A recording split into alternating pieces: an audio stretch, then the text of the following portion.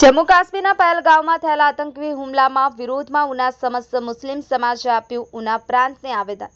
ઉના શહેર અને ઉના તાલુકાના સમસ્ત મુસ્લિમ સમાજના અગ્રણીઓ એકઠા થઈ વડલા ચોકીથી પ્રાંત કચેરી સુધી રેલી યોજી ઉના પ્રાંત કચેરીએ આવેદન આપ્યું।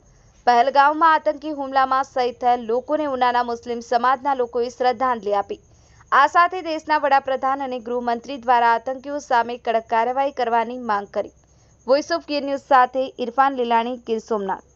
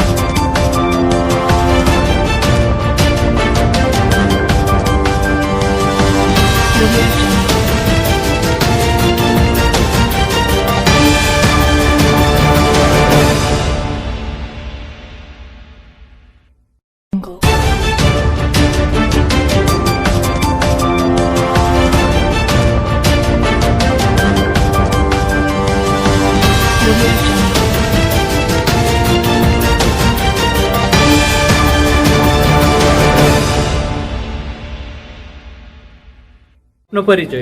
સૌપ્રથમ હું સમસ્ત મુસ્લિમ સમાજ ઉના પંચનો એક સભ્ય છું। મારું નામ સાજિદભાઈ કુરેશી છે।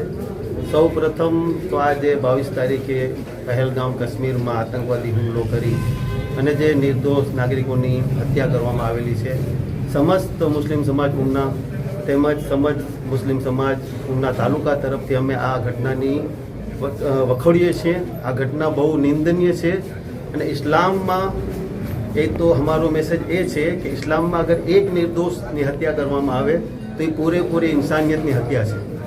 तो इस्लाम और मुस्लिम आ वस्तु ने मानता नहीं और समस्त मुस्लिम समाज आ घटना ने विखोड़्यो है। અને અમે લોકો આ જેટલા પણ લોકોની હત્યા થઈ છે, જે લોકોને શહીદ થયા છે, લોકોની સાથે છે, એમની સાથે અમારી દિલી લાગણી છે અને અમે દેશના વડાપ્રધાનશ્રી તેમજ ગૃહમંત્રીશ્રીને નમ્ર વિનંતી કરીએ છીએ કે આ લોકો સાથે કડકમાં કડક પગલાં લેવામાં આવે અને આ જે પણ સાજિશ કરવામાં આવી છે એમને સખતથી સખત સજા દેવામાં આવે। હું ઉનામાં રહું છું। મારું નામ એમજી નકવી છે અને ઉના મુસ્લિમ સમાજનો સદસ્ય છું। આજરોજ ઉના મુસ્લિમ સમાજ અને ઉના તાલુકા સમસ્ત મુસ્લિમ સમાજના પ્રતિનિધિઓ આજ ડેપ્યુટી કલેક્ટર સાહેબની કચેરીમાં આવેદનપત્ર માટે આવેલા છીએ અને એ આવેદનપત્ર જે 22/4/2025ના રોજ પહેલગામના બાયસરન ઘાટી છે, ત્યાં જે ઘટના ઘટી છે, જે ઘણી જ નિંદનીય ઘટના છે, ઘૃણાસ્પદ ઘટના છે, એ ઘટનાને વખોડવા માટે, એ ઘટનાની નિંદા કરવા માટે આજે સમસ્ત સમાજ અહીંયા આવેદનપત્ર આપવા માટે આવેલ છે। આ ઘટના ઘણી ખરાબ છે। આ ઘટનાને અથવા તો આવા કૃત્યને કોઈ પણ સમાજમાં, કોઈ પણ ધર્મમાં કોઈ સ્થાન નથી।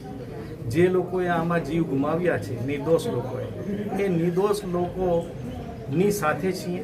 એટલું જ નહીં, પરંતુ આવું જે કૃત્ય કરનાર સંસ્થા, સંગઠન કે દેશ જે પણ હોય એની સામે કડક પગલાં લેવા માટે અમે આ આવેદનપત્ર મારફતે સરકારશ્રીને, સરકારશ્રીના શાસકોને અમે આહવાન અને સમર્થન કરીએ છીએ। એમને આહવાન કરીએ છીએ કે એમાં એની સામે કડક પગલાં લે અને એ માટે જ્યાં પણ મુસ્લિમ સમાજની, અમારા ઉના મુસ્લિમ સમાજની, ઉના તાલુકા મુસ્લિમ સમાજની, ઇવન હું તો એમ કહું છું કે તમામ ભારત દેશના મુસ્લિમ સમાજ એની માટે સરકાર સાથે છે।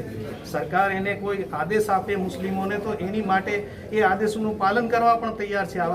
આવા ઘૃણાસ્પદ કૃત્યને અટકાવવા માટે અને એની માટે જે કંઈ કરવું પડે એ તમામ કાર્ય કરવા માટે આ સમાજ તૈયાર છે અને અમે જે લોકોએ જીવ ગુમાવ્યા છે એની એ લોકોને પીડા સહન કરવાની શક્તિ આપે એવી ઈશ્વરને અમે તમામ પ્રાર્થના કરીએ છીએ અને એની સાથે પણ અમે તમામ સમાજ છીએ।